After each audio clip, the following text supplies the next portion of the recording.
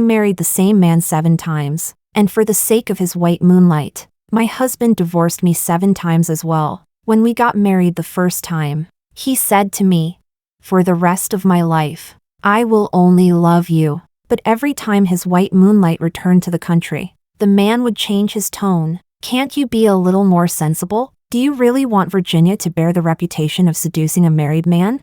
The first time we divorced, I slit my wrist in an attempt to force him to stay. I was sent to the hospital by ambulance, yet he never once came to see me. The third time we divorced, I humbled myself and applied for a job as his assistant at his company, just so I could have the chance to see him a little more often. By the 6th divorce, I had already learned to quietly pack my things and move out of the house we once shared. My hysteria, my repeated concessions, my obedient compromises, what they brought me was the man remarrying me again and again on schedule, and repeating the same old tricks again and again, until this time, after receiving the news that his white moonlight was about to return to the country. I personally handed him the divorce agreement. As usual, he casually set a time with me for remarriage, but what he didn't know was, this time, I would leave for good. Chapter 1. Virginia has returned to the country. Let's get divorced. With a blank expression, I handed the divorce agreement, already signed by me, to my husband Joel. For a brief moment, the man looked stunned, but he quickly regained his composure and signed his name on the agreement with practiced ease. This was the first time I had taken the initiative to hand him the divorce papers. Yet just like the previous 6 times, he casually made the same promise. "Once she leaves in a month, I'll remarry you." In the past, those words never gave me the sense of security I wanted. I might even have forced him to swear an oath or put it in writing. But this time, my heart remained completely calm. So calm that I didn't even feel the desire to respond. "Miriam, are you listening to me?" Joel frowned, clearly displeased by my silence. I had no choice but to nod. But my hands didn't stop moving. I folded my clothes one by one and packed them into the suitcase. Whenever Joel said we would remarry, he always kept his word. In the industry, he was known for honoring his promises. That was undeniable. It just so happened that our relationship hardly resembled a marriage. Instead, we were more like Party A and Party B of a contract, periodically terminating and renewing our agreement. Each time we dutifully signed papers called marriage certificates and divorce certificates. 2 such contracts every year. Up until now, I had signed 12 of them. I still remembered how he told me at our wedding that he would never betray me during our marriage, and he had indeed kept that promise. After all, once we divorced, who he chose to be with was his freedom. The price was simply that I became a toy in the social circle, someone he could summon whenever he wished and discard whenever he pleased. Yet my unusual calm today seemed to make Joel uneasy. After all, during our previous divorces, my hysterical behavior, even the times I hurt myself, had left a deep impression on him. Watching me pack my luggage faster and more skillfully than the last time, he spoke awkwardly. "Maybe, this time I should move out instead." Click. The large suitcase snapped shut, interrupting Joel before he could finish. I already told my best friend I'll stay at her place for a few days, but Joel seemed to suddenly remember something. His expression turned even worse than before. "You're not planning to play hard to get again, are you? Pretending to be an assistant so you can sneak into my company and keep watch on me? Miriam, can't you have a life of your own? Can't you live without a man?" In that instant, I understood the meaning behind his words. He simply didn't want me going to his company and interfering with the sweet time he planned to spend with Virginia. After all, Virginia rarely returned to the country. Joel naturally wanted her to stay by his side every moment. In the position of executive assistant. Chapter 2. After our second divorce, I successfully applied to become Joel's assistant, holding a latte made exactly the way he liked it. I pushed open the door to his office full of anticipation. What I saw, however, was Joel passionately kissing Virginia as she sat on his lap. I lost control and lashed out at Virginia. Joel slapped me across the face, knocking me to the ground. Outside the office, a crowd had gathered to watch the commotion. Everyone still believed I was the president's wife, and their eyes toward Virginia were filled with undisguised contempt. In order to prevent Virginia from becoming the subject of gossip, Joel ignored my tearful head shaking. snatched my handbag away, and dumped everything inside onto the floor. The dark red divorce certificate lay there like a gaping mouth, revealing to everyone the true relationship between Joel and me. From that day on, every time we divorced, Joel would announce it publicly on his social media. Everyone knew that the woman Joel loved was Virginia, and that I was the shameless one who refused to leave his side. But this time, Joel's worry was unnecessary. Without hesitation, I picked up my suitcase. "Don't worry, I won't come back to disturb you again." Joel stared at me suspiciously for a moment. Only when I pulled the door open and stepped out did he hurriedly remind me, "Don't forget, we're remarrying on the 13th next month." I couldn't help but pause in a daze. What a coincidence. The day I was leaving the country was also the 13th. Chapter 3. After Virginia returned to the country, Joel truly never thought of me again. And I also stopped acting like I used to after every divorce, frantically tracking Joel's whereabouts and trying to appear at every place he might go. Instead, I spent carefree days with my best friend Roxana, hot pot with milk tea every meal, late-night barbecue skewers with beer. Before I knew it, there were only 20 days left before my departure abroad. That day, Roxana and I were waiting for our food in a restaurant when we unexpectedly ran into Joel and Virginia. Joel had his arm wrapped around Virginia's waist. The two of them walked in laughing and chatting, looking perfectly matched. "Miriam?" Joel's gaze immediately locked onto me. Virginia wrapped her arms affectionately around Joel's neck and smiled sweetly. "Miriam, what a coincidence. You're here for dinner too?" When she noticed my gaze on Virginia, Joel instinctively stepped forward and shielded her behind him. I knew he was afraid that I would do what I had done before, rush forward and attack Virginia. But not only did I not do that, I even held back Roxana, who was about to stand up for me. I simply smiled indifferently. Yes, what a coincidence. Sensing my retreat, Virginia's smile became even more brazen. "I'm sorry, Miriam. Joel promised to reserve this place just for me tonight, so I'm afraid you'll have to find somewhere else to eat." She shook Joel's arm coquettishly. "Right, Joel? You should say something, or Miriam might think I'm deliberately targeting her." When Joel met my calm gaze, hesitation flashed across his face. But in the end, he nodded at me. He didn't say a single word, yet it was worse than saying many. Roxana had already rolled up her sleeves, but I gently pressed down on her arm. "It's fine, we can go somewhere else. Somewhere else. Somewhere without Joel." With my departure abroad approaching, I didn't want to waste any more time arguing with my ex-husband. After all, as a proper ex, shouldn't I treat Joel like he was already dead? The restaurant manager stepped forward at just the right moment and flattered Joel and Virginia. "You two look so loving together. It's really enviable." Hearing that, Joel cast a complicated glance toward me, as if wary of what I might say, or curious about what I wanted to say. But I acted as if I hadn't heard anything. Taking Roxana's hand, I stood up and left. Joel clearly hadn't expected that I would react so calmly. He stared blankly at my retreating back. Virginia called his name several times. By the end, impatience had already crept into her voice. Only then did he reluctantly withdraw his gaze. Chapter 4.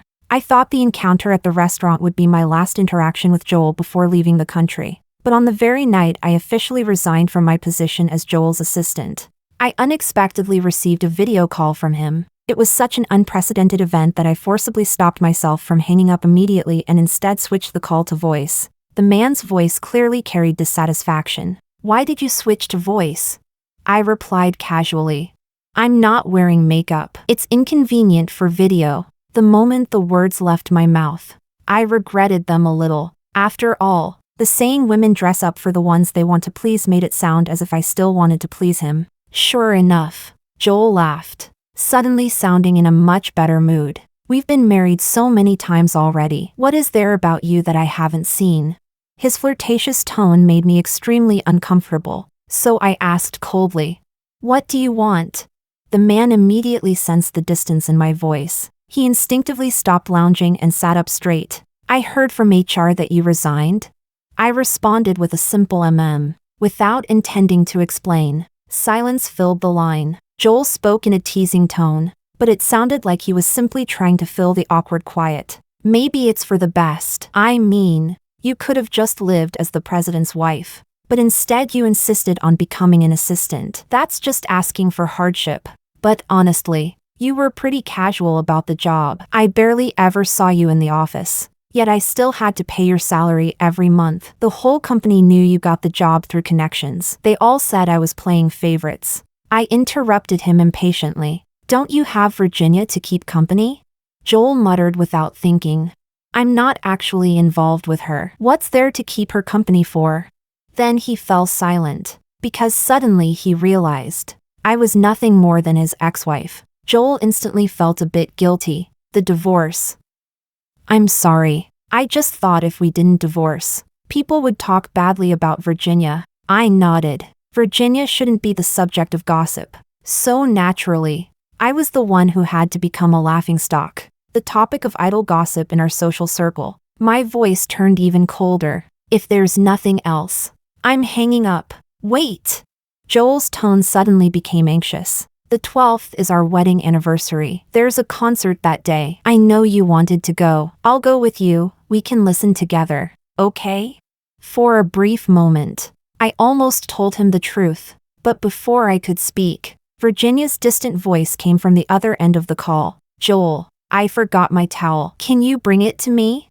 Joel didn't respond immediately. Instead, he stared at my name on the phone screen, clearly caught in a dilemma. I urged him expressionlessly. Go ahead. Only then did he slowly stand up. Though he didn't hang up the call. Miriam, wait for me. I'll be right back. Then he walked toward the bathroom, just as I expected. I heard the sound of Joel and Virginia kissing. Joel let out a muffled groan, and the bathroom door slammed shut. With a mocking smile, I hung up the call. At that moment, Roxana excitedly called out, asking me to go dancing at a bar. Without hesitation, I put down my phone and linked arms with her. After all, there were still so many things in this world that could bring me joy. In the past, I had been blinded by obsession. Now that he had truly become part of my past, why should I waste another moment worrying about that man? Chapter 5. Life without Joel passed quickly. Before I realized it, there were only a few days left before I left the country. Although we had no direct contact, I still heard bits and pieces about him and Virginia from Roxana. Apparently, he and Virginia had a huge argument. He even stormed out of a banquet, slamming the door without caring about Virginia's dignity. There were even rumors that the reason for their argument was me. I simply smiled indifferently when I heard that. I was no longer the hopeless romantic I once was, refreshing social media countless times a day, trying to catch every clue about Joel and Virginia from their posts or from anyone in our circle who knew them. Back then, the moment I sensed the slightest crack in their relationship, I would rush to Joel's side, to tell him that I was the one who loved him the most. But couples in love always fight and make up. So what if their argument was because of me? Wasn't I always just a prop in their game?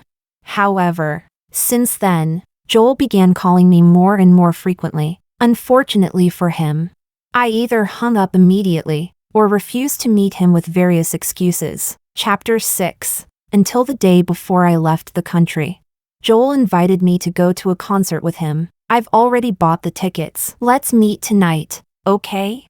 Today is our wedding anniversary. You won't refuse me again, will you? He had never spoken to me so humbly before. In the past, he would casually take one step toward me, and in order to please him, I would rush forward and complete the remaining 99 steps, only to realize in the end that even that single step, for Virginia, Joel would take back. But I truly didn't know what to say, because today was not our wedding anniversary. It was the day we remarried for the 4th time. After so many separations and reunions, I was the only one who carefully remembered every detail related to him. But in the end, I still agreed. After all, I really wanted to attend that concert. Yet that night, I waited and waited at the entrance of the concert venue, and Joel never appeared. I opened the voice message he had just sent. His apologetic voice came through, mixed with the noisy sounds of the concert venue, and faintly accompanied by Virginia's soft laughter. I'm sorry, Miriam. Virginia suddenly felt unwell, so I took her to the hospital. We'll have countless anniversaries in the future. When Virginia leaves tomorrow, I'll do whatever you want with you, okay? The concert finally began. A gentle melody drifted out of the venue. Thank you for inviting me to witness your love. I keep reminding myself not to run away.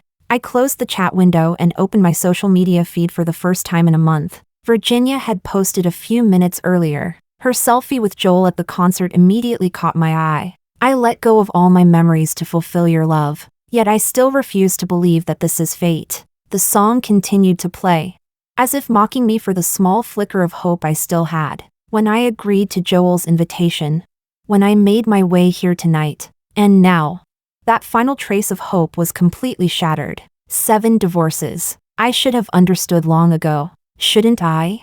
Fortunately, this would finally be the last time. Without a trace of attachment, I turned and went to the airport, where I sat the entire night. At 7 in the morning, I checked in for my flight. Joel sent me a message asking when we would remarry. I didn't reply. Instead, I casually deleted him from my contacts. Chapter 7. At 8 in the morning, I was standing in line to board the plane. Joel called. I didn't answer. Instead, I blocked his number. At 9 in the morning, I was already seated on the plane. The flight attendant reminded everyone to switch their phones to airplane mode. Just then, I received a call from Roxana. Joel's tense voice came from the other end of the phone. Miriam, where are you?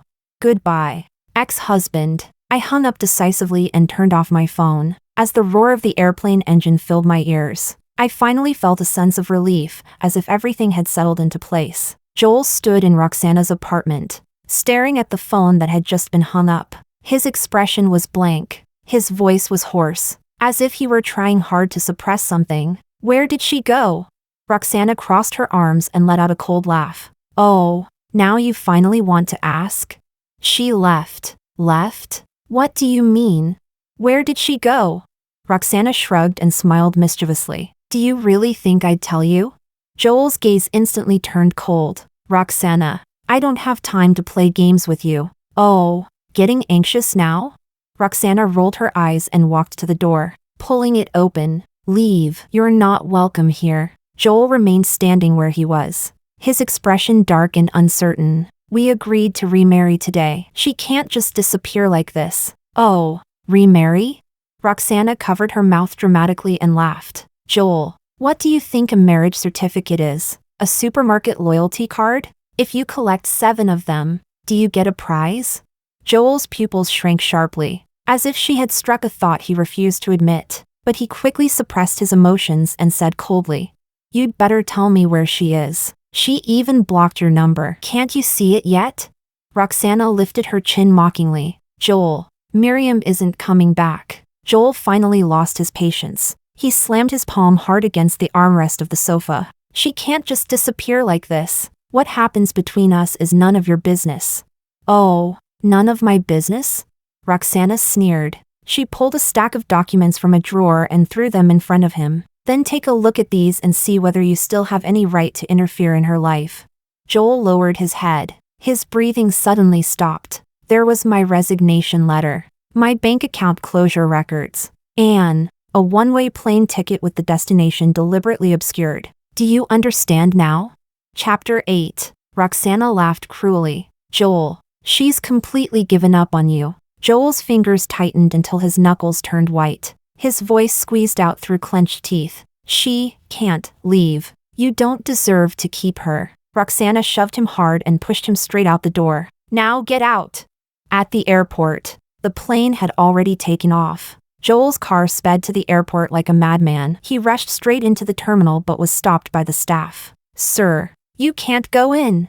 Joel's face turned deathly pale. He immediately pulled out his business card. I'm the chairman of a major corporation. Stop all flights immediately. The staff member looked helpless. Sorry, sir, the flight has already taken off. If you need anything, you can contact the airline to reschedule. Joel shoved the man aside and immediately called his assistant. Find out where Miriam went. Now, immediately. On the other end of the phone, the assistant replied nervously. Boss. Miss Miriam's ticket was purchased anonymously. We can't find the destination. Chapter 9. Joel felt as if the blood in his veins had frozen. She had actually gone this far? Joel immediately contacted a private investigation agency. You must find her.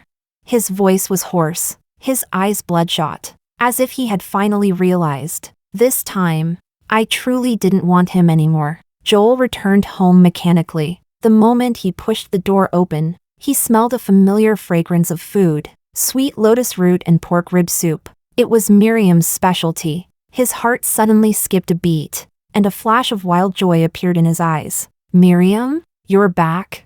He almost stumbled as he rushed into the kitchen, his eyes filled with excitement and anticipation. But the moment he saw the person in the kitchen, his expression froze. The smile on his face faded little by little. It wasn't her. Virginia stood there in a white silk nightgown, slowly stirring the soup in the clay pot. When she saw him return, she immediately revealed a sweet smile. Joel, you're back? All his hope vanished instantly. Joel's face turned cold. Didn't you already go back overseas? He clearly remembered sending Virginia to the plane himself. I came back. Virginia put down the ladle and stepped closer, her slender fingers sliding onto his chest. Joel, I couldn't bear to leave you. I want to be with you. This time, I'm not leaving. She raised her head, determination shining in her eyes. Let's get married. Joel looked at her as if he had heard the most ridiculous joke. He shoved her away. Married? Virginia, who do you think you are? Virginia's face stiffened. What do you mean? I mean, Joel's voice was cold as ice. The person I want to remarry is Miriam, not you. Impossible. Virginia screamed. Joel, you dumped Miriam for me so many times. Now you're pretending to be devoted? A flash of embarrassment crossed Joel's eyes before it turned into deeper coldness. I divorced her just to protect your reputation, not because I loved you. If you hadn't kept clinging to me all these years, Miriam wouldn't have left. Virginia's face turned deathly pale before flushing bright red. You're lying. If that's true, why did you remarry her every single time?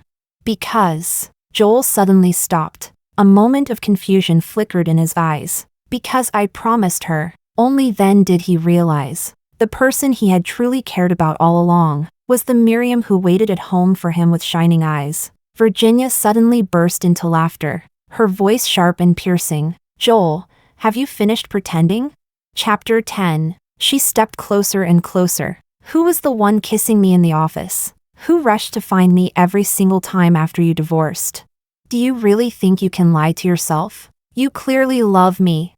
Joel suddenly grabbed her wrist, gripping so hard it felt as if he might crush the bone. Shut up. Did I hit the truth? Virginia endured the pain, her eyes filled with venom. Now that Miriam couldn't stand your hypocrisy and left, you suddenly want to pretend to be devoted? You deserve it. She screamed hysterically. You deserve to never find her again for the rest of your life.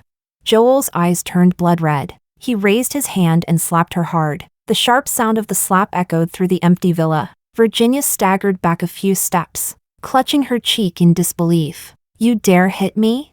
I told you before. Joel's voice was terrifyingly cold. If you hadn't provoked Miriam again and again, she wouldn't have left. Now you will leave this country. Immediately. He pulled out his phone and called his bodyguards. Come here now. Escort Miss Virginia back to where she belongs. Virginia panicked completely. You can't treat me like this. Joel, I love you so much. Her words were cut off by the sound of the front door opening. 2 bodyguards in black dragged her outside. Her screams gradually faded into the night. Joel stood there silently, looking at the overturned bowl of soup on the floor. He slowly crouched down. The fragrance of lotus root and pork rib soup spread through the room, just like the person who would never return again. Chapter 11. When the plane landed on a foreign runway, I looked at the unfamiliar scenery outside the window and felt as if a lifetime had passed. As soon as I walked out of the passageway, I saw my father's slightly hunched figure. The once formidable business tycoon now had completely white hair at his temples. The moment he saw me, his eyes instantly turned red. Back then, when the company expanded overseas, I insisted on staying in the country to marry Joel. I defied my father and even cut off contact with my family. It had been 6 years since I last saw them. Dad. I choked with emotion and threw myself into his arms. I was such an unfilial daughter. I abandoned my family for that scumbag Joel. My father hugged me tightly. He didn't blame my stubbornness back then. He only said one sentence. "It's good that you came home." Tears welled in my eyes. Only then did I understand. My true home had always been with my parents. How could I have been so blind before? I actually treated Joel, who divorced me 7 times for his white moonlight, as my home. In the car, my father told me, "I've already acquired 17% of Joel's company shares." I shook my head. There's no need to take revenge for me. My grudges are mine to settle. It's not revenge. My father looked at me seriously. It's a welcome gift for the day you return to take over the family business. Chapter 12. 3 years later. Boss. This is the Q3 financial report. Net profit increased by 65% year-on-year. The secretary respectfully handed me the document. Wearing a tailored designer suit, I stood in front of the floor-to-ceiling windows overlooking the entire financial district. In 3 years, I started from the bottom and became the leader of the family conglomerate. The company's market value tripled. Even the Financial Times called me the golden touch of the business world. In contrast, Joel's company continued to decline. He was struggling with a crashing stock price. All these years, he had never stopped searching for me, until the day he saw me again, on the giant screen at my company's annual press conference. Joel stared at the 85-inch display. 3 years later, the woman on the screen walked confidently in new Jimmy Choo heels. Her sharply tailored Max Mara suit made her silhouette look as sharp as a blade. When the camera zoomed in as she signed documents, the custom wedding ring he once gave her was nowhere to be seen. Book the earliest flight to New York. Joel grabbed his jacket, knocking over a cup of coffee. The dark liquid spread across the disastrous third-quarter loss report. "No, apply for a flight route. I'll use my private jet." His assistant panicked. "But you have a meeting with the bank in 30 minutes. Get out of my way." Joel's roar silenced the entire office. He stared at the screen showing me shaking hands with foreign government officials. His throat moved violently. "Tell the finance department to raise the interest rate on the pledged shares by another 2%. When the Gulfstream G650 pierced the stratosphere, I was in the executive lounge of the Four Seasons Hotel signing for a special delivery. Inside the shockproof packaging were 7 gold-stamped marriage certificates and 7 dark red divorce certificates. They gleamed mockingly under the light. A note from Roxana was clipped among them. "If he collects all of these, he thinks you'll come back to him." I calmly pressed the service bell and smiled at the approaching attendant. "Please run these through the shredder." Chapter 13. When Joel finally found me, I was having coffee with my arranged marriage partner, Zach, inside a glass conservatory cafe on 5th Avenue in New York. Zach's fingertips slowly traced the rim of his coffee cup. For 3 years, the acquisition tycoon known on Wall Street as the Mad Wolf only showed such patience in front of me. 3 years and 4 months since I met you. He suddenly took a blue velvet box from the inner pocket of his suit. "I've decided to stop counting the days." The moment the velvet box opened, the sunlight in the glass house seemed to gather on the emerald-cut diamond, a rare 12-carat pink diamond, surrounded by more than 20 top-grade white diamonds like stars around the moon. I had someone retrieve it from a Swiss bank last month. He lifted my wrist, which wore a slim business watch. "It suits you better than I imagined." The right hand that had signed countless merger contracts was trembling slightly with nervousness. Zach spoke carefully. "If you don't want to wear it on your ring finger yet, it can be a necklace first." I smiled and shook my head. Just as I was about to let him place the ring on my finger, a sudden crash of shattering tempered glass interrupted my words. Amid flying shards of glass, Joel burst in like a wild beast out of control. His handmade leather shoes crushed the broken glass with a grating sound. "Miriam!" His bloodshot eyes locked onto the hands Zach and I had clasped together. "You're my wife. What do you think you're doing? This is bigamy. It's illegal." Zach knew everything about Joel and me. He recognized Joel instantly and stepped forward to shield me. "You and Miriam divorced long ago. She's a free woman now. She can marry whoever she wants." "Shut up." Joel slammed his palm onto the table, knocking over a cup of coffee. The coffee dripped down onto his suit trousers. "She's my wife." Joel glared at Zach through clenched teeth. "What the hell are you? You think you're worthy of touching her? So what if we divorced? Miriam promised to remarry me. I came here today to take her home." Zach was about to argue further, but I tugged lightly at his sleeve and shook my head. I looked at Joel as if he were a stranger. "Joel, Our 7th divorce happened 3 years ago. His eyes shook violently, as if trying to process the fact. You're only saying that to make me angry, right? You promised you'd remarry me. You still love me, don't you, Miriam? It was all Virginia. She seduced me. That's why I divorced you again and again and hurt you. I've already punished her. He pulled out his phone and showed a video. In the video, Virginia stood by the window of a psychiatric hospital. Her face was swollen and deformed from long-term medication side effects. She stared blankly out the window. I forced her into prostitution and sent her to a psychiatric hospital. Joel explained urgently. You hate her, so I made her pay the price. You think I left you because of Virginia? Chapter 14. I suddenly laughed. Then let me tell you, I don't care. Just like I stopped caring about you a long time ago. Zach took my hand at the right moment. Our fingers interlocked. I saw Joel staring at our hands as if they had burned him. We're getting married next month. I said calmly. I hope you'll give us your blessing. Zach, usually calm and composed, instantly lit up with joy like a young boy. Joel's lips began to tremble. Suddenly he lunged forward like a drowning man and grabbed my arm. No. Miriam, you can't do this. You can't marry him. You promised you'd love me forever. Please don't leave me. Please don't marry someone else. I looked at him and said softly. 7 years ago, when you divorced me for Virginia for the first time, I knelt and begged you just like this. I slit my wrists trying to make you stay. Blood covered half the room. But you walked out to find Virginia without even turning your head. Even the ambulance was called by the butler. I stayed in the hospital for a month. You never came to see me once. Zach wrapped an arm around my shoulders. Only then did I realize my body was trembling. Zach's voice was gentle and deep. It's okay, Miriam. It's all in the past. Let's go. Joel suddenly collapsed to his knees.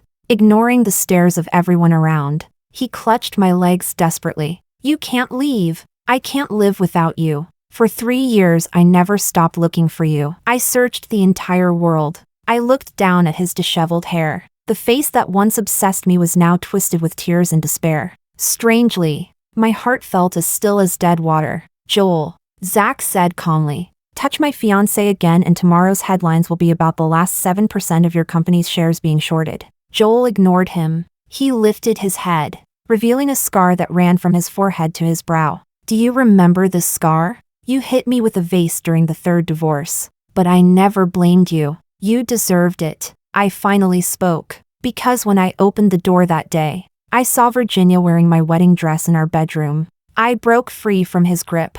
Before leaving, I looked at him one last time. Love isn't an apology after hurting someone. It's not a toy you put away when you're done. Joel, you never understood what love really is. Only after being truly loved did I realize how meaningless yours was. I took Zach's hand and walked out of the cafe without looking back. As Zach opened the car door for me, Joel's wailing still echoed from inside the cafe. Looking at his shrinking figure in the rearview mirror, I leaned gently against Zach's shoulder. Sunlight fell on my wedding ring, scattering rainbow light. This is what love is supposed to look like. Chapter 15. On the pink sand beaches of the Bahamas, 300 crystal chandeliers illuminated the entire private beach as bright as daylight. I wore Vera Wang's newest wedding gown, looking at myself in the mirror, more composed than I had been 3 years ago. Miss, the stylist whispered softly, there's a gentleman outside. Roxana cut her off immediately. Tell him the bride is unavailable. My fingers paused as I adjusted my veil.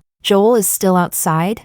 He's been kneeling at the entrance to the beach since last night. Roxana rolled her eyes. He says he won't get up unless he sees you. Security has tried to remove him 3 times. Through the floor-to-ceiling window. The man in the rain was soaked from head to toe. His expensive suit pants had been torn by the rough coral sand, and blood seeped from his knees. He pushed away the black umbrella the guards tried to hold over him, as if he wanted the storm to wash something away. At that moment, Zach pushed the door open, holding a tablet. On the screen were the real-time figures of Joel's family company collapsing on the stock market. Just half an hour ago, Zach had completed the acquisition of the last 7% of the company's shares. Should we let him watch the wedding livestream? Zach rested his chin on my shoulder as the screen switched to a 4K view of the church interior. His voice was as gentle as if discussing today's champagne tower.